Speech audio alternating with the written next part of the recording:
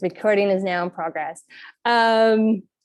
We just talked about why you need discomfort, what discomfort is. And so now we're going to get into some different ways that we can support and create discomfort in safe environments so that players can learn.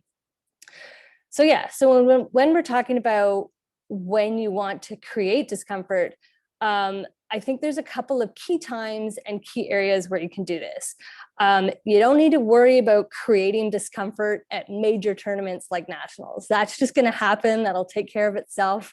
You are guaranteed that that will exist. I think the better places where you can create discomfort would be in scenarios where your trainings, any lead up tournaments, side scrimmages with other clubs. So these are already built in to be learning environments, development scenarios where the whole team and individuals are trying different things, and everyone's being encouraged to sort of take some risks that maybe you wouldn't necessarily do if you were at a big game scenario or like something like nationals.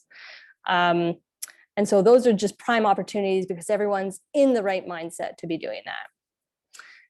So now we're going to get into the how-tos. And again, I'll take a bit of a moment to pause and let people jump in if they want to. I've been going a bit quick so far.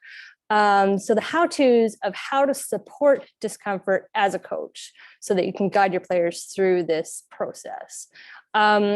I find a really good thing to do is to tell players what's coming. There's no need to make this sort of a surprise situation for them.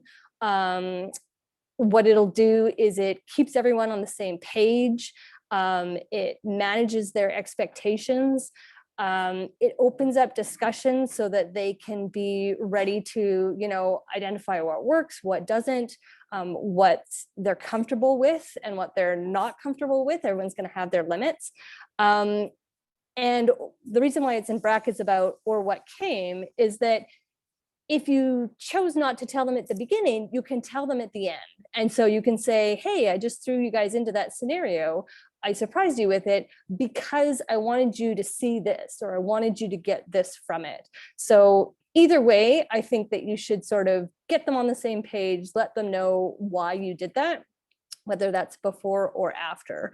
It also sort of encourages them to take on that challenge. So especially if you're talking to them beforehand, people can psych themselves up, get ready to take this on, switch their mindset to be ready to take this on.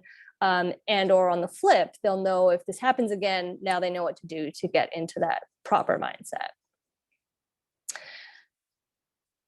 Next one, another tip for supporting discomfort is to deliver it in measured doses.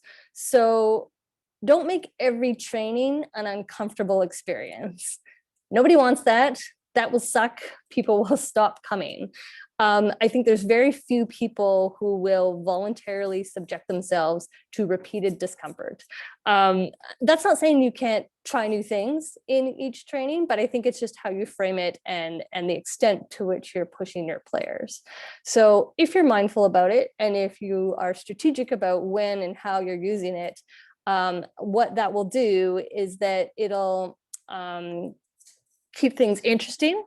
It'll be these 1 or 2 shots where it will grab their attention. It allows them to focus on the challenge at hand. And also when you're not making them uncomfortable, it allows them to focus and enjoy the things that they are comfortable with. So that's key to sort of give them the breaks and to do that. We don't want them thinking, oh God, okay, we're getting uncomfortable again. This old drill. And we want them to sort of be more excited about it and be like, oh, okay, cool. Here's a challenge. I'm ready. Let's go. The other thing is that it gives time for reflection. So if you challenge them 1 week and then do other things, it sort of will let them have time to process stuff. It'll let it percolate it in the back of their mind. They can do whatever else they need to do outside of a training to get over that discomfort, or to, again, process it a bit further. And then when you come back to that, you can either build on that first interaction and scenario, or you can repeat it again, and now they're sort of ready. They've had time to sort of work through it, whatever they needed to do on their own time. Any comments or questions so far? Feel free to pop them into the chat, or unmute and speak up. I really think on that keeping it interesting one, like when you're talking about the creating discomfort at trainings, the classic one that people do is they're like, oh, it's universe point, they try and create this scenario in your head where they're like, it's universe point at the finals, at nationals, and I feel like at this point, I mean, I've just heard it so many times, and I just like, it's not. Yeah. So I know, with that keeping it interesting, like there's so many times people try and do that, and you can just tell that it doesn't. People are so bored of that scenario by now. They're like, yeah, cool, you've said that a lot, and we've never been in that situation, so yeah, that's not cutting it. Yeah. Or if they have been in that situation, they're like, this isn't like that at all. And they recognize that different level of pressure. Yeah, so finding ways, I mean, you're doing it in measured doses. I think that's probably falls into there. It would be good to keep it interesting, and in ways that people haven't experienced before, finding new ways to keep it, to get it discomfort. Yeah, agreed. Cool. So another way to support is, just getting down into how can you challenge players to actually push themselves and get them to test their limits. Some tips for that is during trainings and things, unless you have pre-plans of what you want to do, watch for stuff. Watch for players just using the same old moves, throwing the same old throws, and or the same people volunteering to do things, and switch that up, identify that, and challenge them to change what they're doing. So, and also figure out maybe why aren't people stepping up to volunteer to be in a handler role, or even demo a drill. Some of the things that Zoe was talking about that was really good is just learning to read your players and seeing what they consider to be their defaults, and just sort of finding different ways to involve people in different ways in your trainings is really good, but also see what they're ready for and what they're not. So I guess that's a bit of a judgment call too, of is it default because they're just happy to just get comfortable and settled into that, or is that default because they really aren't ready and we don't want to like freak them out? But is there an easy way that you could get them to push themselves a little bit more, knowing that it's a safe environment? And that's foreshadowing. We'll get to that next. Also using benchmarks. So this could be either fitness testing, or accuracy, or things like that. But setting a bit of a benchmark, especially at the beginning of a season, is a good way for players to measure themselves and see improvement. And so it could be even stats for drops or turnovers. Again, it can be the fitness stuff. I highly encourage, doing that at the beginning so that you're guaranteed to get good result, to show improvement. Everyone's going to improve in some way by the end of the season. So, but having that benchmark will show them that if they push themselves, they will get results. And that just comes naturally from practicing something and doing it repeatedly, building up speed, building up muscles, building up accuracy, that sort of thing. So prescribing matchups. So this can be a great way to challenge players, especially if you are doing, say, a scrimmage against a different club, or at a lead up tournament. Don't always default to having, the same people mark the same people. And I kind of had an example here for myself, is like, don't always have the same person mark Eva Weatherall or Maraneo for that fact. They probably find that boring to have like the same person marking them all the time in every game. And realistically, you've got to have at least 3 or 4 players who are going to feel confident marking up against those top players on the other teams, because what if that scenario happens where you lose your top player to injury halfway through the first game on the first day, or something happens, and you just want to give other players opportunities to be able to, again, push themselves out of their comfort zone, feel what it's like to mark a top player on another team, and then celebrate the little wins so that they are encouraged to build on that. And then again, when that comes up, and if they're called on to do that at nationals, it's not the first time they've marked Mara, and they're not in their head about it. They're like, okay, I did that at Twin Harbor. She got a few points on me, but let's go, let's try it again, rematch. And it encourages them to take that on. So yeah, replicating situations. This is kind of leads into what Mara was talking about, is in trainings and scrimmages, you can try and set up that scenario. You can make one team start and be behind, 0-2, or a game to 4.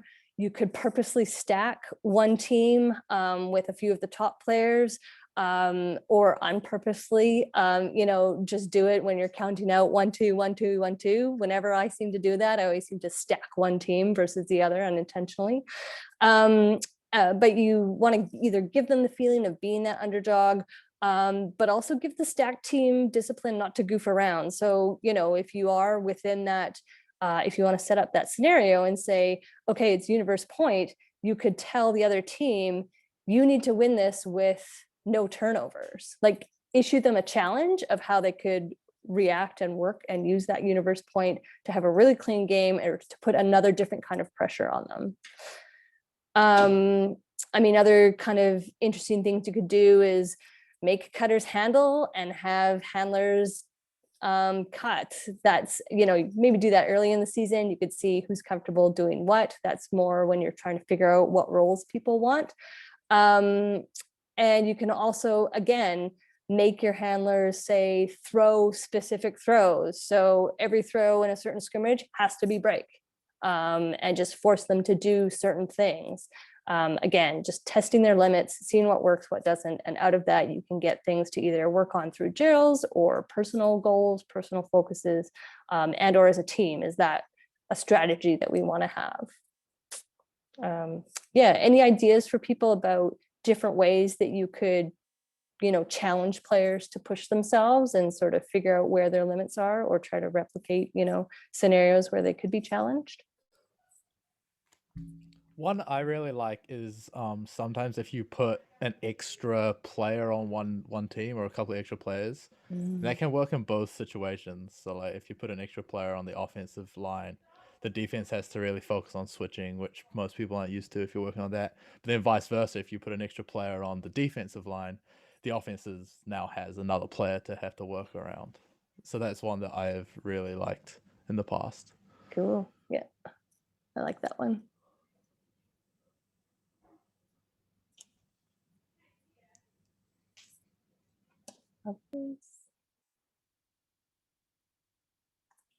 Cool, we'll move on. So again, sort of similar, creating environments where it's safe to try, and that it's okay to fail. Each team is going to sort of take this on differently, because this could be very much a part of your own club culture, where, how safe you want it to be. If you want everything to be, let's be risky and try stuff from the very beginning of the season right to the end, or if you have different goals for your season and you're just going to sort of lock it down and focus on different things, and everyone has specific roles to fill, and it all depends on how your club and your team is approaching things. But I think that it's good to know that letting players be able to take risks, and to know that it's safe to do that when you want them to, then they know when they can try things and when they want to play extra safe. And so a simple thing that I've done in the past in various teams is using traffic lights for your scenarios and or your games and or your tournaments. Like maybe a lead up tournament in the very beginning of the season is a green light tournament. let's see everyone throwing hacks. Let's try the long game. Let's get different people doing different things, and let's really work stuff out. But maybe as you're moving through the season, and even for specific trainings or parts of trainings, let's, lock it down a little bit more, make it a bit more amber. I want you to play, still trying things, but if you are trying like a new throw that you've been working on and it doesn't come off 3 times, as a player, make that, encourage them to make that decision that maybe they need to put that away. Red, check yourself. Nothing, we've decided that we are not going to take risks. We are not going to challenge ourselves necessarily. But then that lets players know, okay, I'm going to default to stuff that I'm good to do. And, if an uncomfortable situation comes up, hopefully practice before will let them know how to deal with that. But let's not purposely put ourselves into an uncomfortable situation that we've never done before in like the final game of nationals. So things like that. And I think as a coach, being really clear about when people can do things and that it is okay to try things and fail, that's how we learn. I think it's really important to let players know where they stand and when they can do those things.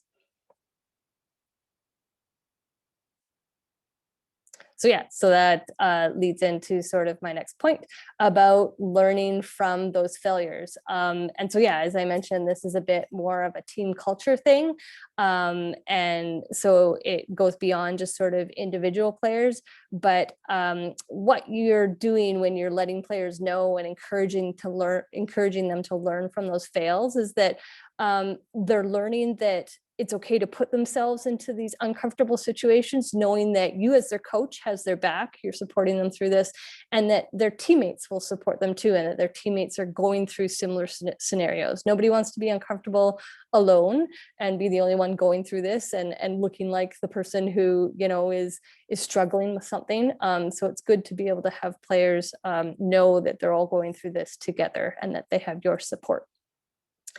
So when you encourage players to learn from fails, I think asking questions, encouraging them to ask questions and you asking questions is really important, because then you can learn again where that line is of, where they're comfortable to go in terms of their sort of spectrum of discomfort, what they respond to, what they don't.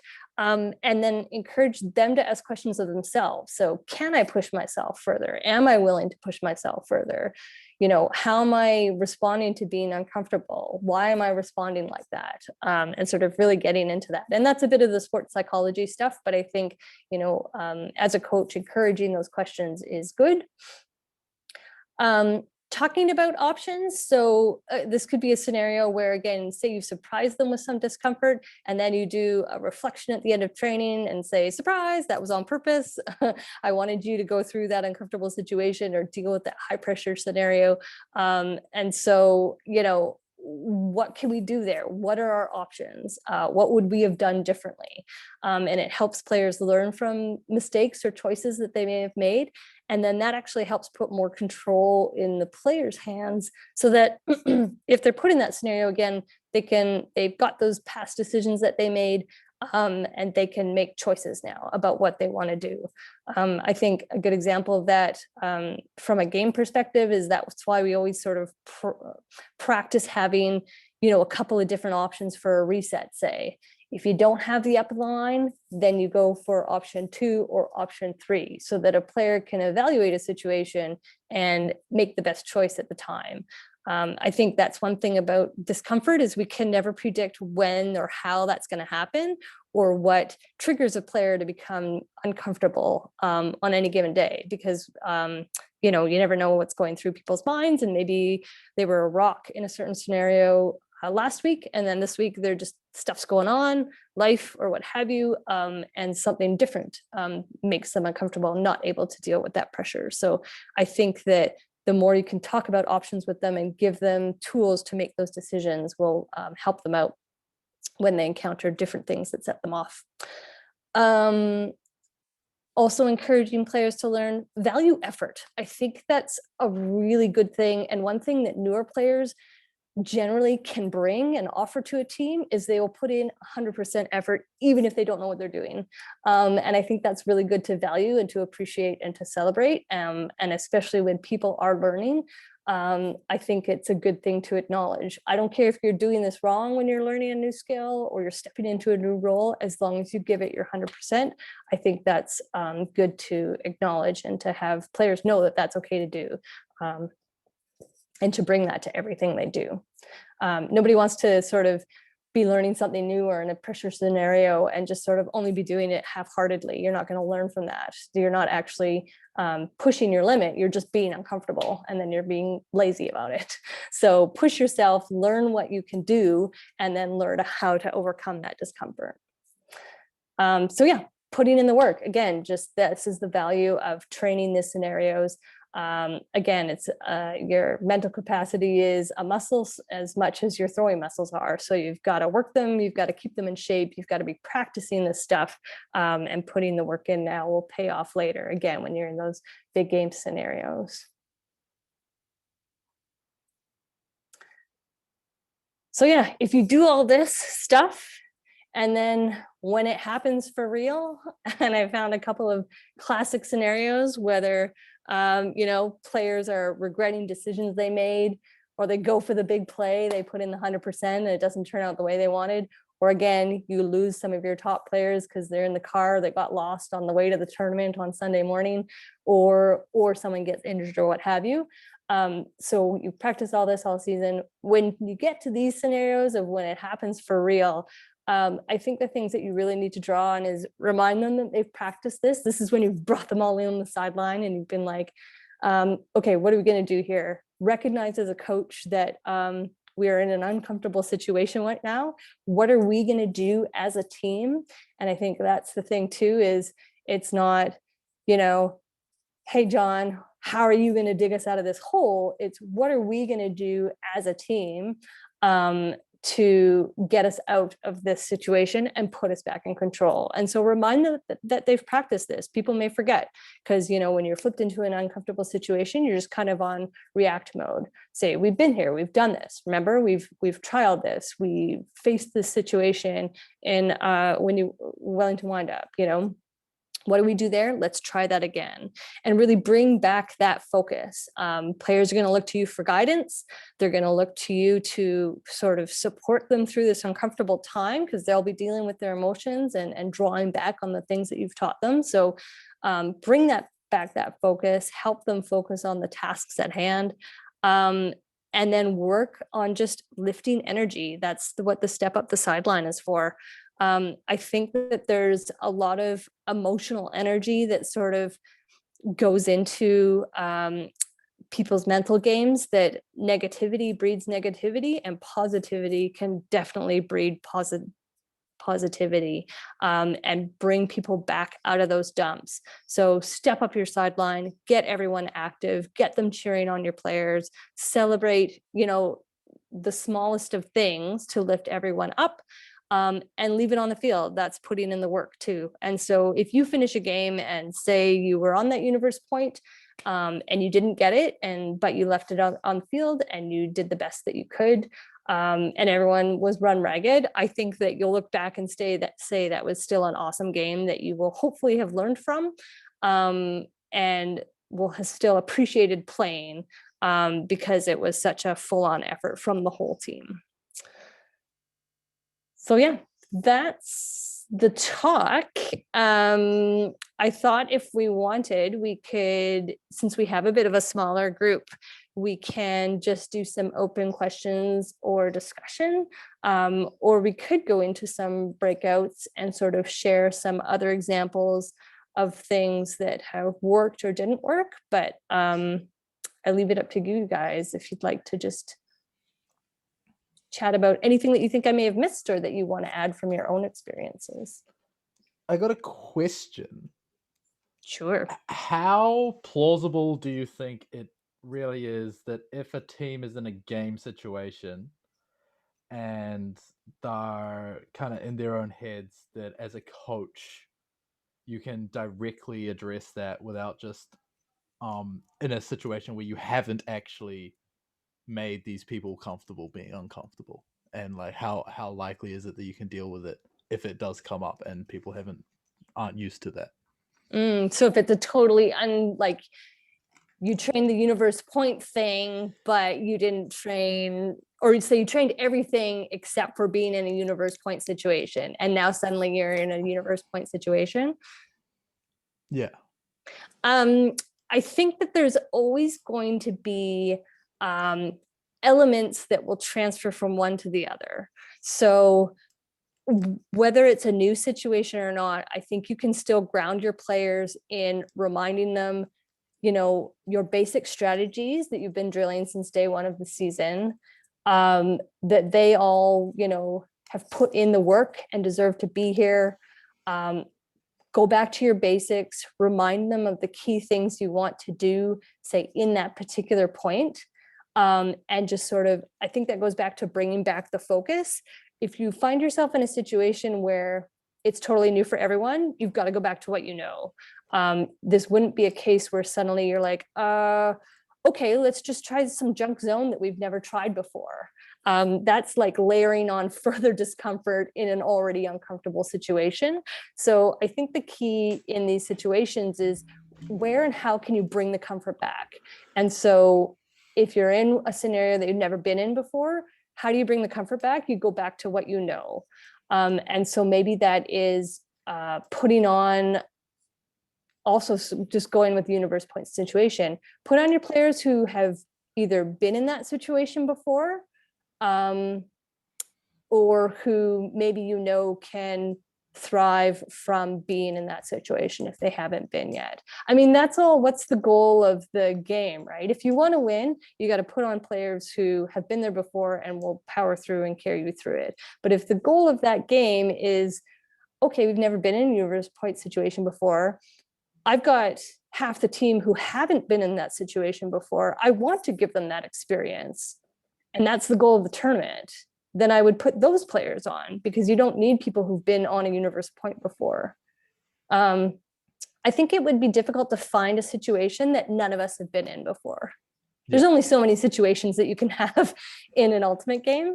And I think that within your team, you'll either have people who've been there before or people who haven't. And if the majority of your team hasn't, then I think you need to recognize that that's your opportunity to put them in that scenario. And they just have to figure it out.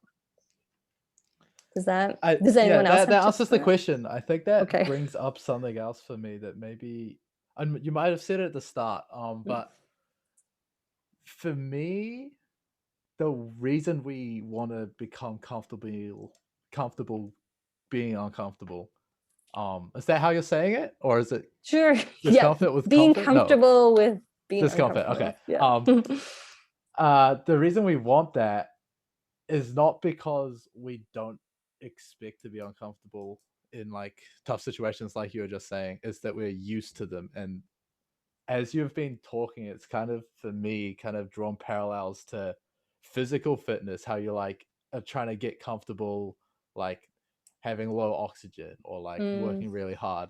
And when you first do that and you're like coming back into a season after a year of not playing due to some unforeseen virus or something, you know what you can do, but your body's not used to it. And then you like bring back that like not pain tolerance, but kind of pain tolerance. And you can, I think the same thing happens with comfort. Yeah, totally. And I think that, especially as players, the longer that we've played, the more we get comfortable with doing things. And I think we find it more difficult to challenge ourselves because we have already been put in those situations. We've already trained it. We've already done the universe point scenario a million times, and we know it's not actually what that's like. And, when compared to when you're at nationals, you have the live stream going, you've got a crowd. It's hard to replicate that.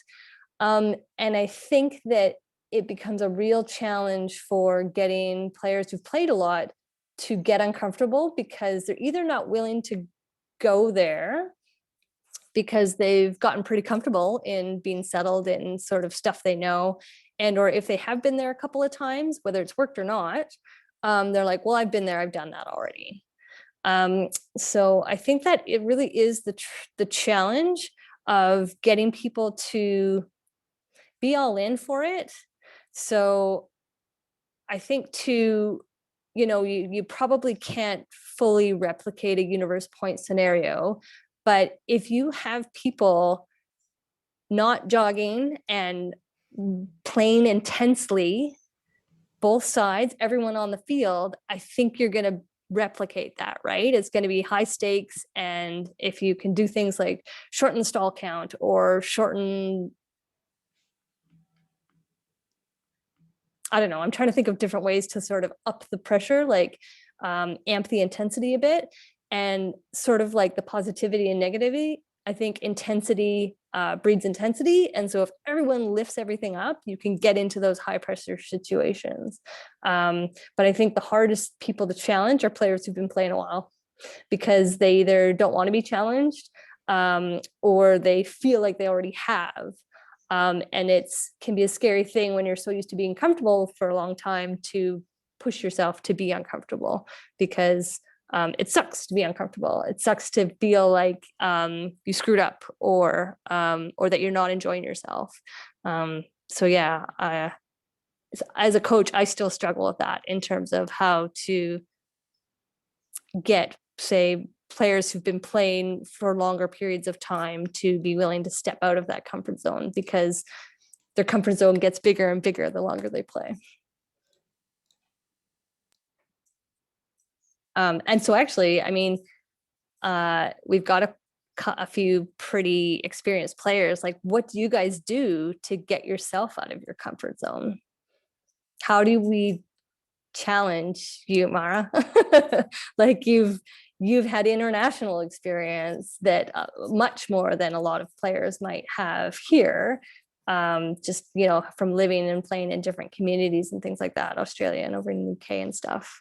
How do you keep yourself challenged and feeling uncomfortable?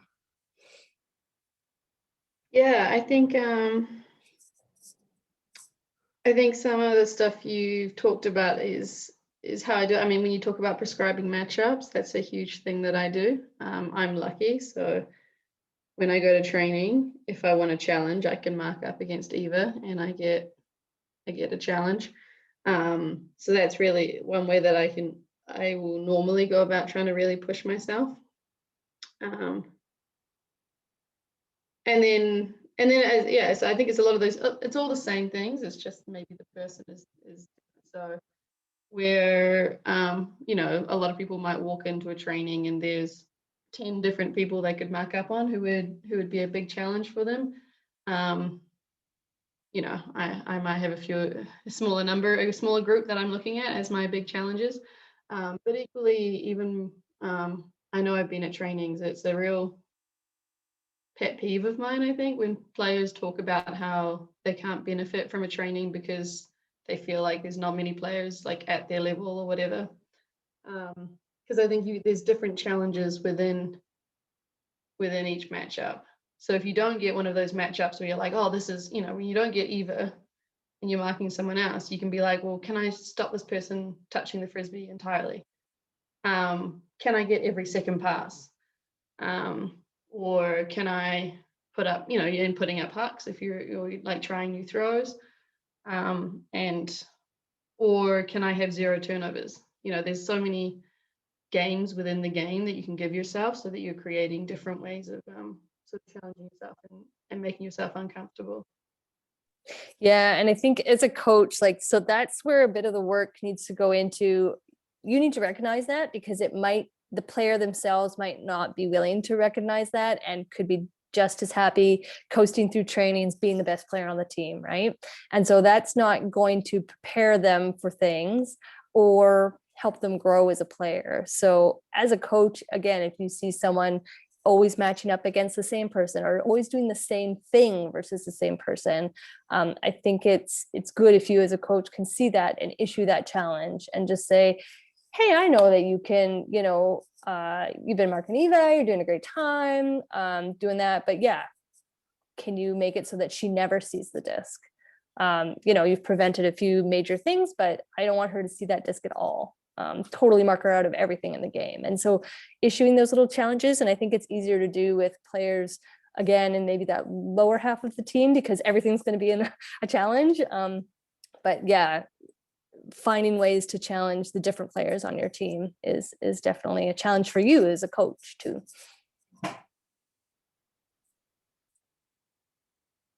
Yeah, I've been thinking a little about this. I mean, we use the universe point situation. I think that's a classic where every kind of the stakes suddenly seem a lot higher.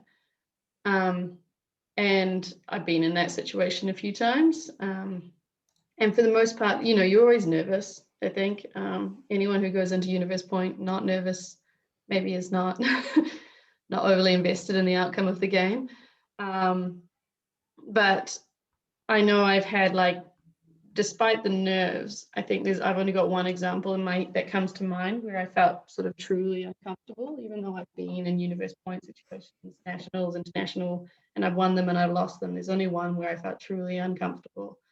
And for me, that was where I had lost my confidence, and I didn't feel so.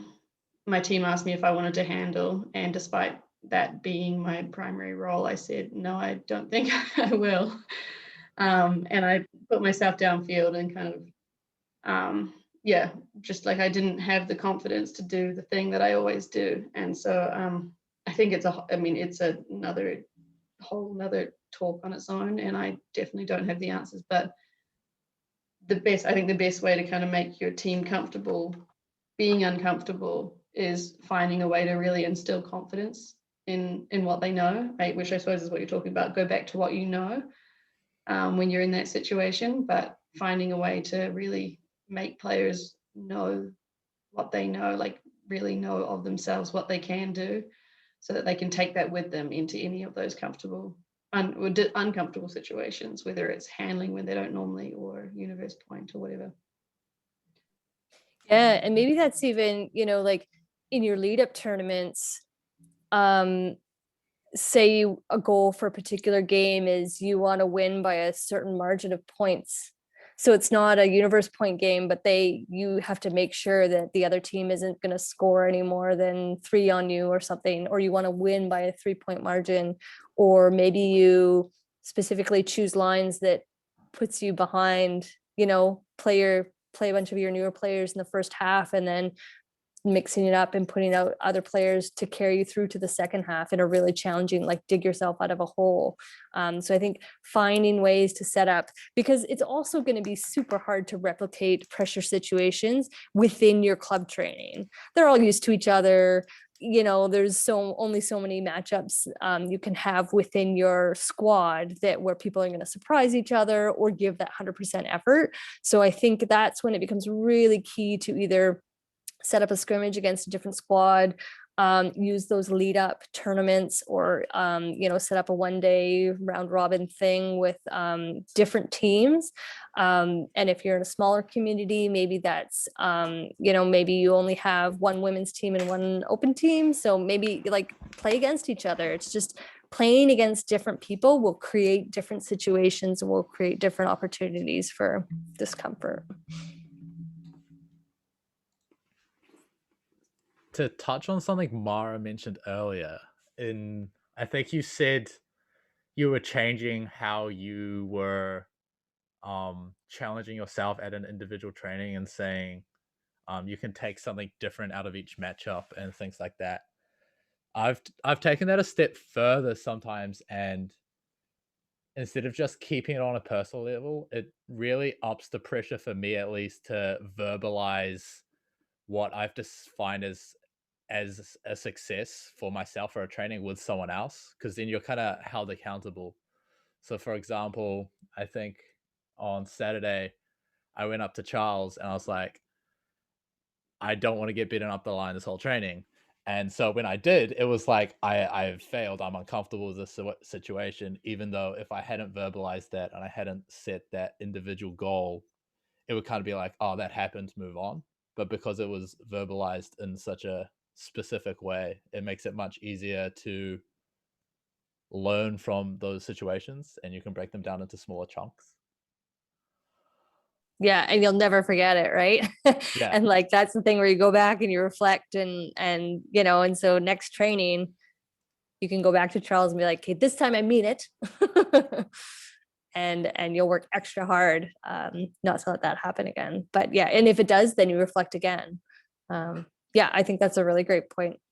Verbalize it. And again, telling a player. And so I think in situations like this, as a coach, you can, you know, be there to support and bring back the focus as needed or set up these scenarios. But I think this is really when players really come to bat for each other too. They're going to be the ones standing next to each other on the field or on the sideline in these uncomfortable situations. And again, they can influence each other just as much as you as a coach can influence them too. And whether that's with their attitudes or, you know, what they're saying or how they're supporting each other. Yeah, it all just kind of feeds into it. I do have to echo what you've said, Jana, about just everyone backing each other, your teammates backing each other, because in previous tournaments where I've played, a lot of the girls, while they're playing mixed, stuff like this, because some of the girls on club were a mixture of experience and unexperienced, and they come up to me and say, oh, like I don't feel very good, and that kind of one just shows that they trust you as a teammate to share that information, and two, gives an opportunity for you to back them and validate their feelings, but at the same time support them to just know that they can do well. And this is a situation where they're going to just do their best and they deserve to be here. So yeah, it's really important to have our teammates to back each other up in these situations. And that's where the team culture is very important as well. So being able to feel comfortable talking to someone in your team so that you can share that uncomfortable experience with them. Yeah, and I think it's a nice leveling of the field too, to know that that like Nick and Mark can get just as uncomfortable as you know, in different ways, but that they are also getting uncomfortable just as much as the player who has only been playing for 3 or 4 years, or you know, like we're just getting uncomfortable about different things, but that everyone is struggling in certain scenarios, and you know, and so that's why we do need to back each other and support each other through it. And that every player can be challenged at whatever level they're at. You can always get better and you can always grow as a player. And so I think that's good for people to be reminded of too. I have a question about, I guess, this topic, and yeah, it was just a question I had about player retention during season. So I guess whenever the season rolls around and you ask people, are you playing the season? And some of the reasons are, oh, it's just too much pressure, trainings are too intense.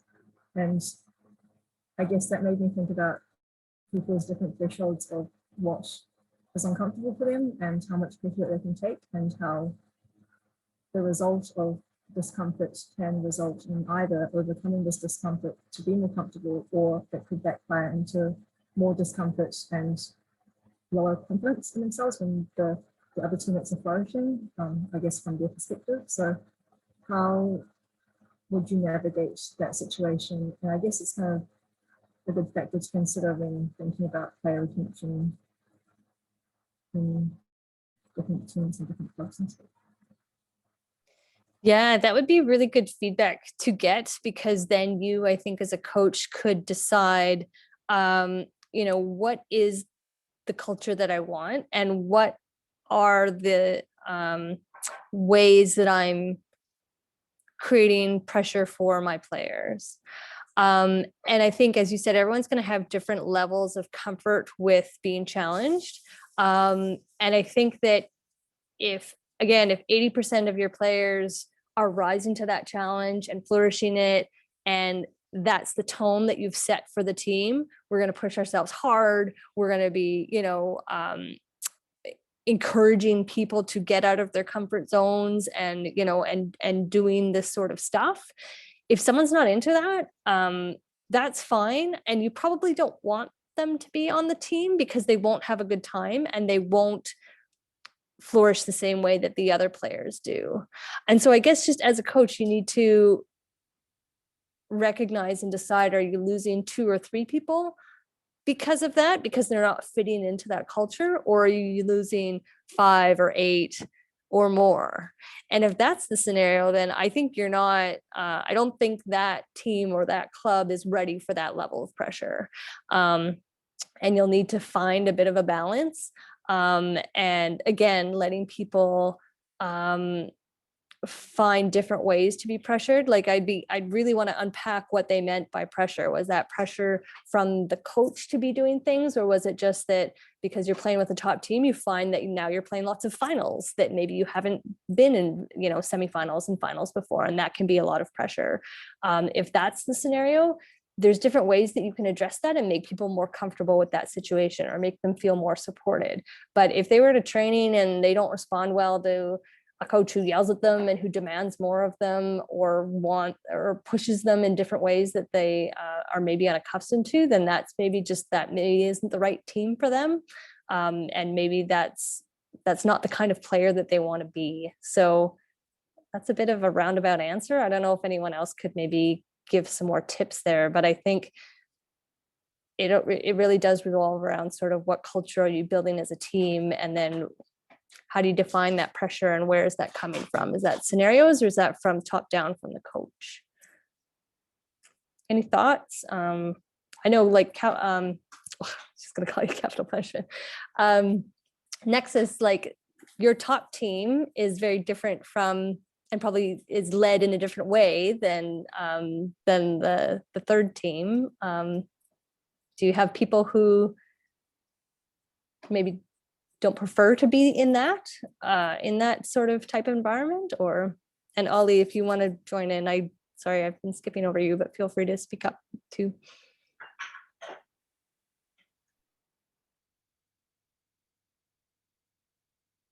Yeah, I think from Nexus, I was thinking we're really finding we have tried to be all things to all people. And I think what we're finding after several years of it kind of not working, but continuing to try, is that we're finding you can't. And so, yeah, it has been quite different. I think sometimes the feel of our top team versus our second team or third team, when there was one.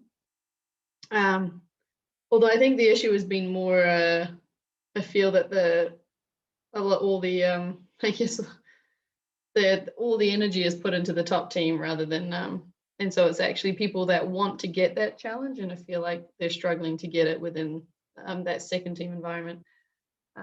Although, I mean, for anyone who went to Zoe's talk and has ever heard anyone talk about equilibrium, I think that's a really good example of a space where people go there because they aren't interested in necessarily, pushing for, they don't want to play Div 1 nationals, they're not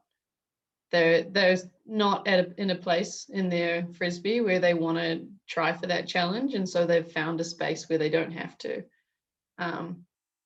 which is really cool that they've created that space, I think. And we don't necessarily have that space in the single gender versions of the sport at this point, possibly partly because we don't have the Div 2 nationals. But yeah, I think it's a really tough one, because if you are a team that is, a top team going to Div 1 nationals and things like that, then that brings with it a certain level of maybe expectation from the coaches, and that is going to be built into the culture. And players don't have to want to be part of that, but it doesn't necessarily mean that the team needs to change to accommodate that.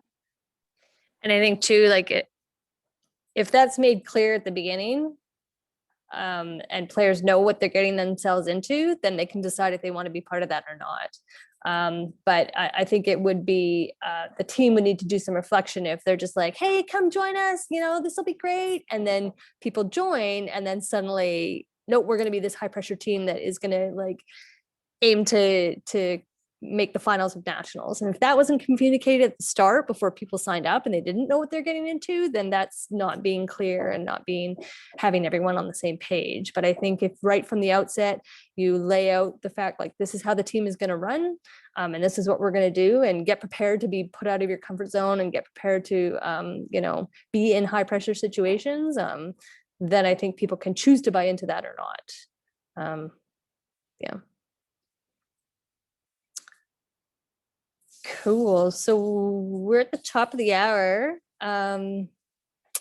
Yeah, if anyone has any other last comments, feel free.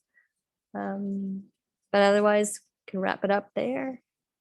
It's a tricky one. And I think just something to keep experimenting with and keep trying. And it is nice to have players and teams who are open-minded about it and who are trying things out.